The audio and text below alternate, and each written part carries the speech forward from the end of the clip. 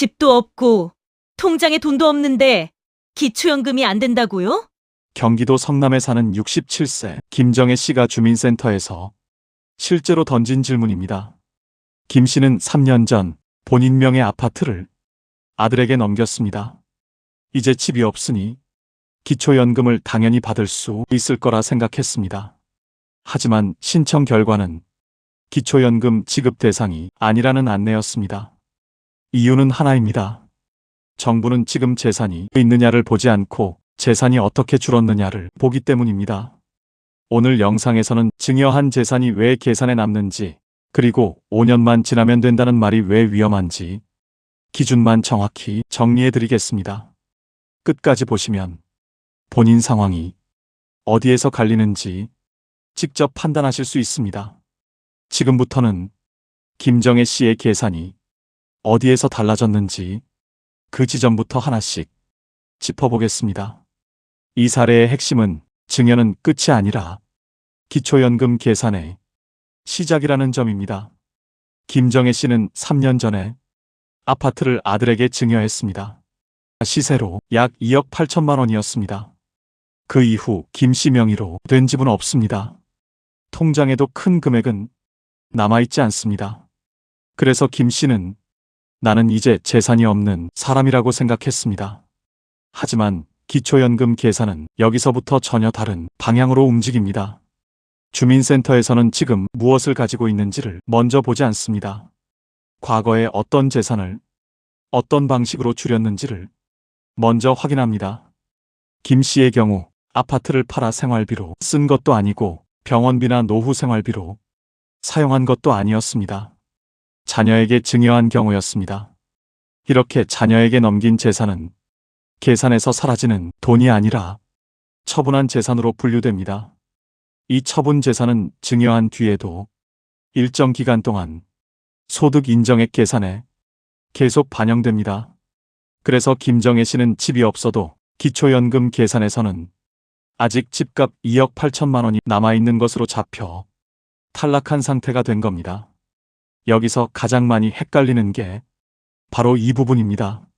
자녀에게 넘긴 재산이 몇 년 동안 그대로 남아있는 건 아닙니다. 정부는 이렇게 봅니다. 사람이 살다 보면 매달 이 정도 돈은 어쩔 수 없이 쓰게 된다는 겁니다. 그래서 자녀에게 넘긴 재산이라도 그 돈을 매달 생활비로 쓴 것으로 보고 조금씩 줄여서 계산합니다. 이걸 자연적 소비금액이라고 합니다. 말을 어렵게 해서 그렇지 뜻은 간단합니다. 살면서 썼을 거라고 인정해주는 돈입니다.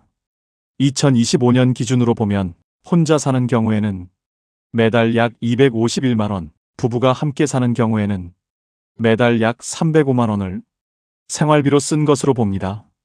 그래서 자녀에게 넘긴 재산은 한 번에 없어지는 게 아니라 이 금액만큼 매달 조금씩 줄어듭니다. 김정혜 씨 사례로 보면 김 씨는 집을 2억 8천만 원에 아들에게 넘겼습니다. 그 뒤부터는 매달 약 251만 원씩 생활비로 쓴 것으로 보고 집값에서 차례대로 빠집니다. 1년이 지나면 약 3천만 원 정도가 줄고 3년이 지나도 아직 계산에 남아있는 돈이 꽤 있습니다. 그래서 집은 없어도 기초연금은 못 받는 상황이 생긴 겁니다. 여기서 중요한 건 몇 년이 지났느냐가 아닙니다. 아직 얼마가 남아있느냐, 이게 기준입니다. 그래서 누군가는 5년이 지나도 남아있고 누군가는 8년, 10년이 지나서야 계산에서 빠지기도 합니다. 정리하면 김정혜 씨는 증여한 지 3년이 지났지만 아직 계산에 남아있는 금액 때문에 지금도 기초연금 기준에서는 탈락 상태입니다. 여기까지 들으셨다면 이런 생각이 드실 겁니다. 그럼 나는 얼마 정도면 기준을 넘는 걸까? 이제부터 보여드릴 사례는 실제로 주민센터 상담 현장에서 가장 많이 나오는 구조입니다. 집도 넘겼고 시간도 꽤 지났고 연금도 받는 평범한 부부입니다. 하지만 실제 기준으로 소득 인정액을 계산해보니 기준선에서 딱 잘려나간 경우입니다. 중소도시에 사는 66세 최순희 씨 이야기입니다. 최순희 씨는 4년 전 시세 4억 원짜리 아파트를 두 딸에게 증여했습니다. 집도 넘겼고 4년이나 지났으니까 이제는 괜찮겠지 이렇게 생각했습니다. 현재 최 씨는 국민연금으로 월 110만 원을 받고 있습니다. 부부 가구이고 남편도 국민연금 월 100만 원을 받고 있습니다. 남편은 아르바이트로 월 250만 원을 벌고 있습니다. 이 상태로 기초연금을 신청했습니다. 그런데 안내 결과는 지급 대상이 아니라는 것이었습니다. 왜 이런 결과가 나왔을까요? 이제 계산을 보겠습니다. 이 계산은 특수한 경우가 아닙니다. 주민센터에서 매일 반복되는 아주 흔한 계산입니다. 먼저 증여한 재산부터 계산합니다. 최순희 씨가 증여한 금액은 4억 원입니다. 부부가구 기준으로 자연적 소비금액, 즉 살면서 썼을 거라고 인정해주는 돈은 2025년 기준 매달 약 305만 원입니다. 4년은 48개월이므로 305만 원 곱하기 48개월 약 1억 4,600만 원입니다. 즉 4년 동안 약 1억 4,600만 원을 생활비로 쓴 것으로 보고 증여금액에서 빼줍니다. 그러면 4억 원에서 이 금액을 뺀 약 2억 5,400만 원이 아직 계산에 남아있게 됩니다. 다음 단계입니다. 이 남아있는 재산을 그대로 두지 않고 정부는 이것을 소득으로 바꿔서 계산합니다. 연 4%를 적용합니다. 2억 5,400만 원에 연 4%를 적용하면 1년에 약 1천만 원, 이걸 12개월로 나누면 매달 약 84만 원이 추가 소득으로 잡힙니다. 이제 이 부부의 다른 소득을 모두 합칩니다. 먼저 연금입니다. 최순희 씨 국민연금 월 110만 원, 남편 국민연금 월 100만 원 연금만 합쳐도 월 210만 원입니다. 다음은 남편의 근로소득입니다. 월 250만 원에서 근로소득 기본공제 112만 원을 빼면 138만 원이 남습니다. 이 중 70%만 소득으로 보기 때문에 약 97만 원이 소득으로 반영됩니다. 이제 전부 합쳐보겠습니다. 연금 소득 210만 원, 근로소득 반영분 약 97만 원, 증여재산에서 나온 환산소득 약 84만 원 모두 합치면 약 391만 원입니다. 2025년 기준으로 부부가구 기초연금 선정 기준액은 월 364만 8천 원입니다. 최순희 씨 부부의 소득 인정액은 이 기준을 약 26만 원 이상 초과합니다. 그래서 기초연금은 지급 대상이 되지 않았습니다. 결국 이 부부는 증여한 재산이 소득으로 바뀌는 순간 기초연금 기준선을 넘어서 탈락한 사례입니다. 여기까지 들으시면 이런 말이 떠오르실 겁니다. 그럼 증여하고 5년만 버티면 되는 거 아닌가요? 바로 이 말이 오늘 영상에서 가장 위험한 오해입니다. 결론부터 말씀드리겠습니다. 기초연금에는 5년이면 무조건 끝이라는 고정규칙이 없습니다. 기초연금에서 보는 건 딱 하나입니다. 증여한 재산이 지금 계산에 얼마나 남아있느냐 이것입니다. 그런데 왜 5년이라는 말이 퍼졌을까요? 5년, 10년이라는 숫자는 주로 증여세나 상속세처럼 다른 제도에서 자주 쓰이는 기준입니다. 그 숫자가 기초연금에도 그대로 적용되는 줄로 많은 분들이 착각하신 겁니다. 하지만 기초연금은 기간이 아니라 남은 금액으로 갈립니다. 먼저 5년이 지났는데도 계속 탈락한 사례입니다. 수원에 사는 72세 김영애 씨는 7년 전 아들에게 3억 원을 증여했습니다.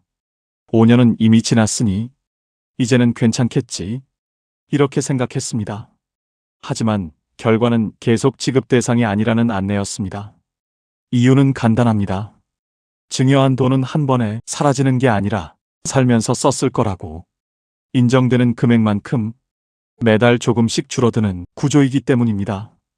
2025년 기준으로 보면 이 자연적 소비 금액은 단독 가구는 매달 약 251만 원, 부부 가구는 매달 약 305만 원입니다. 김영애 씨처럼 증여한 금액이 큰 경우에는 7년이 지나도 계산표 안에 남아있는 돈이 큽니다. 그 남아있는 금액이 다시 소득으로 바뀌어 들어가고 그 결과 기초연금 기준선을 계속 넘게 됩니다. 즉 문제는 5년이 아니라 3억이라는 금액이었습니다. 이번에는 정반대 사례입니다. 전주에 사는 70세. 박혜숙 씨는 3년 전 딸에게 8천만 원을 증여했습니다. 주변에서 5년은 기다려야 한다는 말을 듣고 신청도 하지 않은 채 그냥 기다리고 있었습니다. 그런데 담당자가 이렇게 말했습니다. 어르신, 한번 신청해 보세요. 신청해보니 기초연금을 받을 수 있었습니다. 이유는 똑같습니다. 증여한 금액이 크지 않아 3년 만에 계산해서 대부분 빠졌기 때문입니다. 박혜숙 씨는 아무 이유 없이 2년을 더 기다릴 뻔한 겁니다. 정리하면 결론은 하나입니다.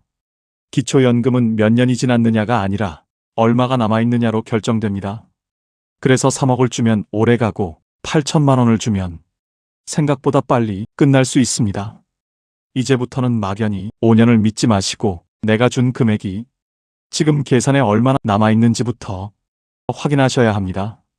여기서 이런 생각이 드실 수 있습니다. 나는 이미 증여했는데, 그럼 이제 끝난 건가요?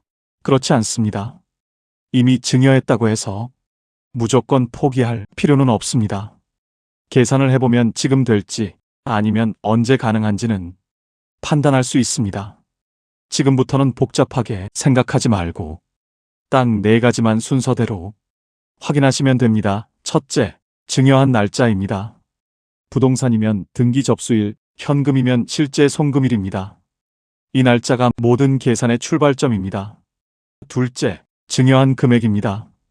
현금은 보낸 금액 그대로, 부동산은 당시 기준으로 평가된 금액을 봅니다. 공시가격과 혼동하시면 안 됩니다. 셋째, 증여한 날부터 오늘까지 몇 개월이 지났는지입니다. 월 단위로 정확히 세셔야 합니다. 넷째, 그동안 얼마가 줄어들었는지입니다. 2025년 기준으로 자연적 소비금액은 단독가구 월 251만 2,677원, 부부가구 월 304만 8,887원입니다. 이제 계산은 한 줄입니다. 증여한 금액에서 자연적 소비금액에 지나간 개월 수를 곱한 금액을 빼면 아직 계산에 남아 있는 금액이 나옵니다. 이 금액이 0에 가까우면 생각보다 빨리 기초연금이 될 수 있습니다.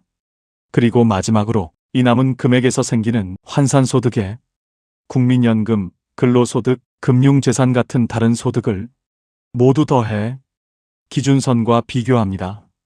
2025년 기준 기초연금 선정 기준액은 단독가구 월 228만 원, 부부가구 월 364만 8천 원입니다. 이 선 아래면 가능, 넘으면 불가능. 여기서 결론이 납니다. 실제 사례를 하나 보겠습니다. 춘천에 사는 69세 홍순자 씨는 5년 전 아들에게 1억 8천만 원을 현금으로 증여했습니다. 이미 줬으니 어쩔 수 없다고 생각해 신청조차 하지 않았습니다. 그런데 계산해보니 5년 사이 증여한 돈 대부분이 이미 계산에서 빠져 있었고 남아있는 금액도 크지 않았습니다. 국민연금 소득과 합쳐도 기준선 아래였습니다. 그래서 기초연금을 받을 수 있었습니다. 이제부터는 증여를 고민하시는 분들께 현장에서 가장 많이 반복되는 실수 3가지만 말씀드리겠습니다. 첫째, 65세를 앞두고 급하게 증여하지 마세요. 기초연금은 명의만 보지 않습니다. 재산이 언제, 어떤 방식으로 줄었는지를 봅니다. 65세를 앞두고 급하게 넘긴 재산은 계산에서 거의 그대로 남아 소득인 정액을 크게 올리는 경우가 많습니다. 급한 증여는 탈락 확률을 오히려 높일 수 있습니다. 둘째, 되돌릴 수 없는 증여부터 하지 마세요. 증여는 한 번 하면 되돌릴 수 없습니다. 나중에 생활비가 필요해져도 다시 가져올 수 없습니다. 반면 생활비, 의료비, 집수리 같은 필요한 지출은 자연스러운 소비로 인정됩니다. 이런 정리 없이 증여부터 해버리면 내가 쓸 돈이 먼저 사라질 수 있습니다. 셋째, 계산도 확인도 없이 증여부터 하지 마세요. 연금 받으려면 재산을 줄여야 한다는 말만 듣고 결정하는 경우가 많습니다. 하지만 계산해보면 증여를 하지 않아도 기초연금을 받을 수 있는 경우도 있고 증여를 해도 어차피 기준을 넘는 경우도 있습니다. 계산 없이 증여하면 재산도 연금도 놓칠 수 있습니다. 정리하면 이렇습니다. 기초연금은 요령의 문제가 아닙니다. 순서의 문제입니다. 증여는 해결책이 아니라 상황에 따라 불리해질 수도 있는 하나의 변수일 뿐입니다. 오늘 이야기의 결론은 하나입니다. 기초연금은 몇 년이 아니라 얼마로 갈립니다. 이미 증여하신 분도 계산해보면 지금 받을 수 있는 경우가 있고 아직 안 되더라도 언제쯤 가능한지는 확인할 수 있습니다. 본인 상황이 오늘 사례와 비슷하다면 증여 시점만 댓글로 남겨주세요. 다음 영상에서 가장 많이 나오는 사례부터 계산 예시로 차분히 풀어드리겠습니다. 더 정확한 확인이 필요하신 분들은 공식 경로를 이용하시는 게 가장 안전합니다. 기초연금은 보건복지상담센터 129번 또는 복지로 사이트에서 모의 계산과 안내를 확인하실 수 있고, 국민연금은 국민연금공단 1355번이나 공단 홈페이지에서 안내를 받으실 수 있습니다. 가까운 주민센터나 국민연금공단 지사를 방문하셔도 됩니다. 기준만 알았어도 피할 수 있었던 손해입니다. 알림 설정해 두시면 기초연금 기준이나 제도가 바뀔 때 가장 먼저 정리해서 알려드리겠습니다. 끝까지 시청해 주셔서 감사합니다.